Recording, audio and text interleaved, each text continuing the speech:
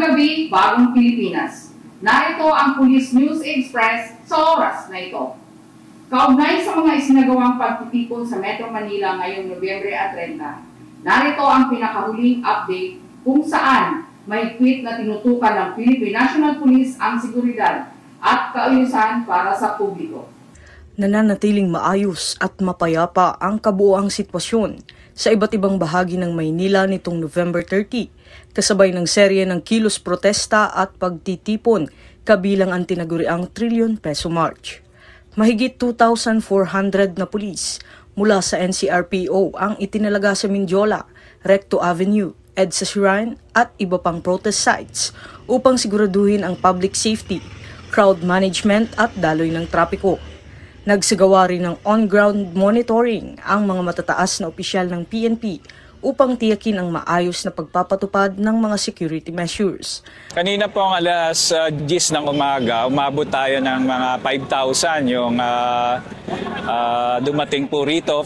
Galing po sila ng EDSA Shrine at pagdating po rito sa PPM, around 5,000 po ang nakapasok dito, no? Siguro mabilis lang naman yung nagkaroon ng konting traffic at nung pumasok na po lahat yung 5,000, nagdire-diretso na yung sa EDSA, no? At pati doon sa bus lane, inoccupy na din kanina para mabilis po yung flow ng traffic. So ngayon po nagdi-decrease na. Siguro po decreasing na kasi hanggang 6 PM lang po ang binigay ng LGU ng rally permit, 6 AM to 6 PM. So in-expect po natin around 6 PM, ngayong 5 PM, kung makikita nyo naman po uwi na yung iba, papunta na sa Robinson at yung iba naman dito sa area ng Santolan MRT. Hinintay rin po natin kung umabot ng 6 PM, kung mag-extend sila. But definitely, sabi naman nila 5 PM mag-start na rin mag-disperse po.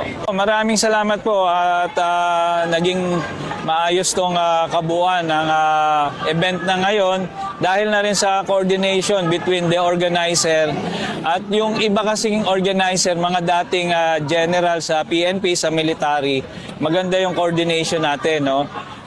Sila mismo magre-report sa atin, tayo naman magre-responde, bibigyan natin ng solusyon yung isang problema. Yun po ang isang nakikita nating maganda. And at the same time, yung LGU, very supportive pagdating dito sa ganitong programa. Kaya madali nating na-implement yung kung anong mga role ng bawat agency. Ako po si Police Lieutenant Colonel Brenda Garcia, nagbabalita para sa Police News Express. At ito po ang bagong PNP para sa bagong Pilipinas. Serbisyong mabilis, tapat at nararamdaman.